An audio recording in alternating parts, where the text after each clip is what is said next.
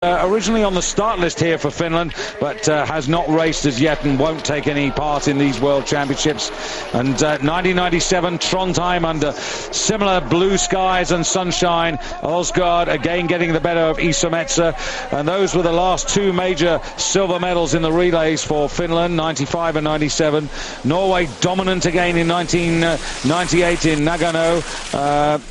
It was Olsgaard sprinting ahead of Fauna, and then 99 Hoffman of Norway, who'll ski the anchor leg for his country today, who got the better of Thomas Olsgaard.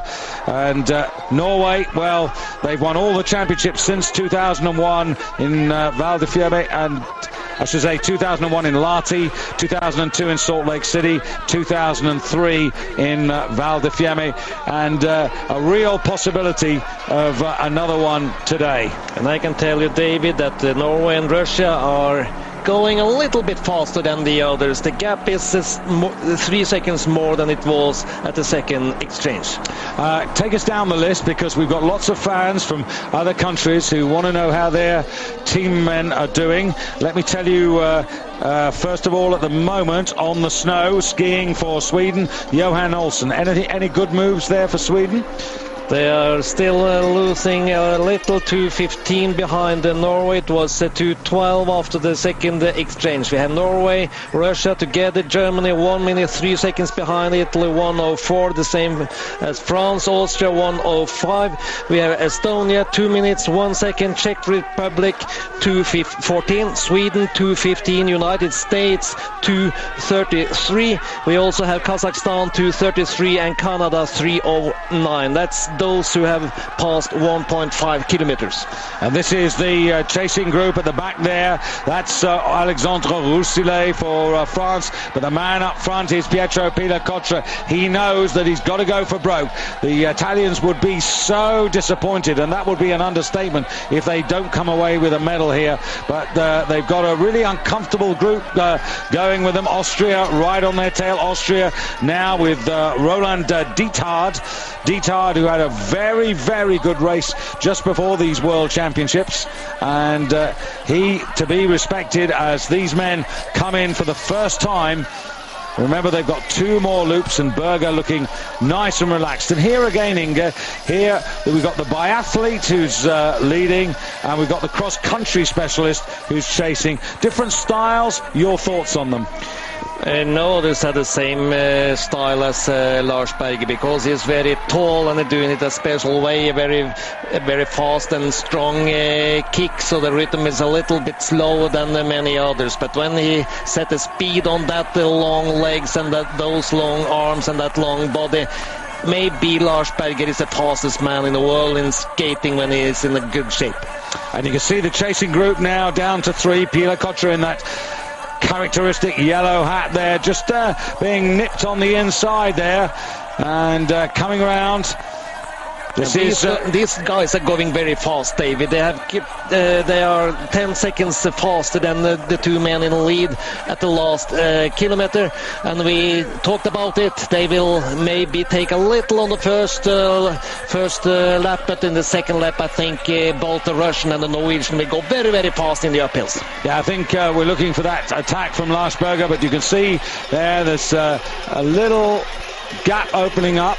Norway, it's Italy, Germany, France and Austria just caught out by the increase of pace into the stadium.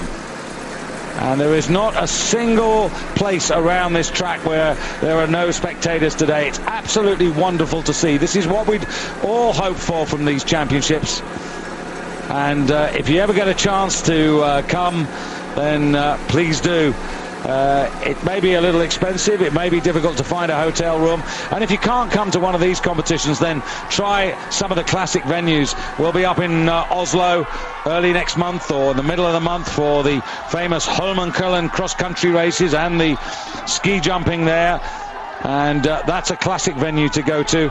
Fingers crossed that we don't get the March fog, Inge. Yeah, it's just the same when in a year you have the ski jumping in Holmenkollen. It's always for that one day a year, not every day, but that one day in a year. Well, it was like that last year.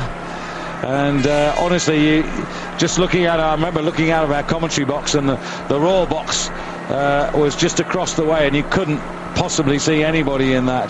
But anyway, now the work being shared, which is the right thing, and the Frenchman Alexandre Roussillé taking up the chase, Peter Kocher just tucking in behind, but here we're back with Lars Berger.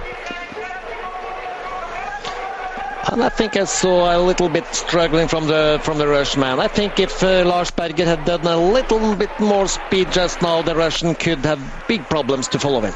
Yeah, Dementiev, who was 23rd in the 15-kilometer freestyle race, and that puts him something like 42 seconds behind Lars Berger. Okay, they're only skiing 10,000 meters today, but it gives you an idea. And there you've got a distance back, 452 meters. Well, if you can't imagine it, just think of an athletics track and think of one whole loop of 400 meters, and that will give you an idea of just how far this chasing group have got to go to catch the front two. So gold and silver at the moment looking promising, let's say, for Norway and Russia, but the bronze certainly up for grabs. And if I look at the sprinters, well, you've got Axel Teichmann for Germany on the anchor leg, and for France you've got Alexandre Roussillé. In fact, it's Jonier who's skiing at the moment. And if for Italy, well, this could be a strong card, although he wasn't selected for the sprint competition. Zorro on the anchor leg. Yeah, a little bit surprised. Soitsi, not the best form this year for Christian Soitsi. Kik has been a very good man for Italy this year, but they want a sprint, I think, to Italy, and Soitsi is one of the best sprinters we have in the world. He certainly is. Christian Zorzi, just to remind you, Olympic bronze sprint medalist, and he got a silver back in 2002. Maybe he hasn't got quite the race pace, but he's still somebody to respect if it comes down to that. And the gap now, you can see, between the front two is... They are still faster. Yeah, 49 seconds. So they've taken, what, 8-9 seconds off? 4 seconds from 3.3 for the last 1.5 kilometer. So I think they two in the lead have to speed a little. And Dietard detached now. He's in a really difficult situation because he's isolated, he's in no man's land, and we'll have to wait and see whether he can recover. So still one more loop in this third leg, and then the final handover. Dorf, and still one more loop to go. Inge, just bring us up to speed. Yeah, we saw it earlier on, but Italy and Germany now are the fastest in the course. So I think those two in the lead have got the message. You have to speed up a little. And into our commentary box, Katarina Neumann-Over at a very appropriate time. I can tell you the Czechs at the moment with 2 minutes and 15 seconds. It's Martin Kukal, the world 50-kilometer champion from 2003. But I'm really happy because it's the first time I've had a chance to personally congratulate Katarina for a fantastic gold medal in the opening day. Oh, thank you very much. Thank you very much. Katarina, this was a long time coming, waiting for that gold medal. Yes, I have been competing since 1991 in Val di Fiemme, and till Oberstdorf I have been a silver and bronze medalist from Olympic Games and World Championship, and I have been waiting for the gold a long time. Did you sort of think on many days it's never going to come? The gold medal was my dream, and I was working hard, but last 1.5 years I have also my baby, so sport is not the only thing in my life, and of course I'm very happy with my gold from Oberstdorf. Now your young daughter is Lucia? Yes, Lucy. Yeah, is she here? Yes, she's here since Saturday. And I don't know whether you heard the news, but Stefania Belmondo this morning, at 10 o'clock this morning, gave birth to a baby boy. Yes, congratulations to Steffi. Yeah, and she might be back to race against you next year. It could be very interesting, but I think she's not competing 3 winters. Yeah, so tough. it's very difficult to return back. What about you? You're not going to race in the team sprint tomorrow? No, we don't have a strong team, and I would like to try 30 kilometers, so I will have a rest tomorrow and I will try the competition on Saturday. So that's really exciting. You're going to try 30,000 meters. Yes, it is, because my last competition on this distance was, I think, 2002. And I haven't been competing since my baby was born, 30 kilometers. So it's a sort of adventure into the unknown. It will be a big surprise, the result of this competition. But let's talk about the Czech team, because this has been a pretty good championships. Up on the jumping hill, Jakub Janda, your gold medal, but a lot of really good performances. Yes, I think so. We don't have too much strong teams, but we have very good individualities like Janda, Bauer, me, and I think for such a small team like Czechia, it's a very good result here in Oberstdorf. Now, obviously, the Olympics is big focus for you next year, but Liberec 2009. I can just see all the people trying to persuade you to keep training till then. No. I think the Olympic Games in Torino will be my final season. And I would like to work in Oberstdorf, but not like a skier. I would like to work in the organization committee and to help in success of the championship. Now, you're best known because of your cross-country skiing and the medals that you've achieved, but in your time you've actually had a few other sports, like mountain biking was one you loved at a point, wasn't it? Yes, I have been competing in Atlanta, but now I have no time for mountain bike to compete, but mountain bike and road bike is good for training, and I have been training quite a lot in the spring, but no competition anymore. And just coming back to the competitions these days, relationships with trainers in terms of ski preparation and wax, always very special. And you have a personal partnership, don't you, in that? Yes, since this winter I have been working with the Swedish serviceman Ulf Olsson, and I think it was a good choice for me. He helped me a lot. He is in a good touch with the Norwegian Madzus factory, and I am very happy. We can still improve something, but it's working much better than before. And as you start to think about Saturday, these tracks here are really tough. Yes, I think it's extremely tough for the 30 kilometers, especially for the ladies, and I think a lot of girls will be very tired, and the long climbing in each lap will be too difficult. So, not giving away too many tactics, how are you thinking about approaching the race? How will you start and where will you build up? Have you got that in your mind now? I think it's important to save a lot of power till the end of the competition, so I don't want to be the person who will be on the top since the beginning, and I will wait what the other girls will prepare for me. Now, it's a mass start, isn't it? Yes, it is. And you've had a few traffic problems already here. Yes, I think it will not be again in 30 kilometers.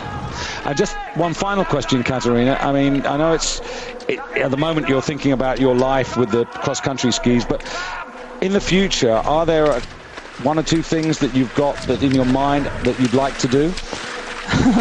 The skiing is very nice, but my family, my daughter is much important for me also at this moment, and for the future I would like to have maybe one more baby and have a quiet family life, and also to work in sport, but maybe in some advertising, management, and something like that, maybe Olympic committee.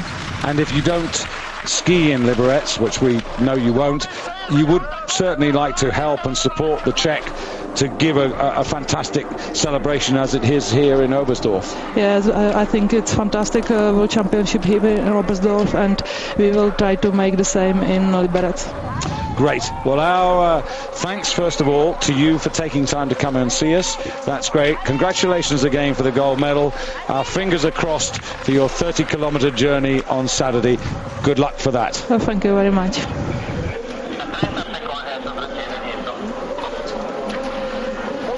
Let's go. Inge, it's time for you to bring us up to date again. 8.1 kilometer. It's only 1 kilometer to the stadium for the two in the lead, and the gap to Italy is a little bit smaller just now. 45 seconds, very fast speed for Italy and Germany. 45 seconds Italy behind Germany together with Italy. France, problems just now. 1:15 behind Russia in the lead, and Austria in the 6th place. And just looking at the anchorman for Italy, Christian Zorzi, well, he had a pretty good result in the early part of the season up in Kusama, where he was actually 6th over 15 kilometers in freestyle. So he can do it. My concern is that if Peter Kotra can't get this gap, Peter Kotra needs to get this gap down to not more than 30 seconds. Yeah, but I don't think that would be the truth. We saw it in the second lap that the Norwegian and the Rush had very good skis downhill, so maybe it can be a little bit more for those two compared with Italy and Germany for the last exchange of the relay today. So now Germany also in the danger zone at the moment, with Italy trying to push on, and here are the two leaders. And on the last leg, remember, it's Tor Ruud Hofstede for Norway, bronze medalist in the 15-kilometer freestyle, and for Russia, Nikolai Bolshakov. Bolshakov, he had a very good race. He was 12th, but he wasn't as quick as Hofstede, and Hofstede has been rested. He's got fresh legs. Remember, that was last Thursday, so he's had a whole week to recover. Yeah, that I think is very necessary for that young boy. But just now, David, we also have a gap between the Norwegian and the Rush team. He was very fast in the last uphill. Lars Berger will have maybe as much as 5 seconds in front of Russia. That's going to be very, very important for Norway for the last leg. Yeah, so Lars Berger with that characteristic burst of speed taking him away, and here's the man who's in bronze medal position, Pietro Pilakottra, and there's that yawning gap back to Germany's Tobias Angerer, and Lars Berger has done the job well. He's been very sensible. He's lasted the distance nicely here, and he's got a comfortable takeover or handover position to Tor Ruud Hofstede. And Norway, a gold medal yesterday in the Nordic combined for their men, and it could be another riotous night in the Norwegian house here in Oberstdorf if they can get the gold in the relay. But away they go. The exchange shows 2.7 seconds of deficit that Bolshakov has got to make up. And what I think Bolshakov has got to do here, Inge, is to try and close this gap quickly and then sit on the tail of the Norwegian. And therefore also Hofstede should do a very fast speed out from the start here, so that the Rush have to use maybe a little bit too much strength in the first kilometer. Yeah, just to dishearten him, to kill him off mentally. I would have done that if I'd been a racer. Oh, you're so ruthless. Pietro Pilakottra coming round. He's done pretty well, but he's got tired. You could see the effect of the Berger sprint. From 45 seconds, the gap has wiped up to 56, and now it's Zorro. It's all down to him. But he does have clear snow behind him as Axel Teichmann takes over for Germany. Yeah, that's a little bit strange. What happened here between Italy and Germany at the last couple of kilometers? They were together at 8.1 kilometer, only 2 kilometers ago, and now he's struggling. This man from Germany, something had happened with him. Yeah, it's just, you can just see he's so laboured coming in here, and Axel Teichmann, the gap, as you can see now, to the bronze medal is 38, nearly 40 seconds for Axel Teichmann, who starts out nicely, that big sort of upright stance of his as he goes up the hill, the World Cup leader. But this season, there's no doubt that he would have traded that title for a gold medal here. But still a possibility for Germany to catch Italy, but it was a disaster here for Angerer at the third leg for Germany. Lost 40 seconds in less than 2 kilometers to Italy. Now, Christian Hoffmann, the first time we've seen him out on the snow in competitive mode. And Christian Hoffmann, well, I don't think that sort of gap, 2:15, it's too far back. Let's just work the gap out there. To the bronze medal, Austria have got to find a minute, haven't they? They have more than 1 minute, David. 1 minute and 20 seconds up to the bronze. Oh, I'm sorry, I was looking at the wrong split. 1 minute and 20 seconds. Possible? Not possible. That's not possible. I think it's possible for Theismann to catch Italy for the bronze medal, but I don't think it's possible either for France and for Austria to keep the bronze medal today. Well, Hoffmann he is good. Remember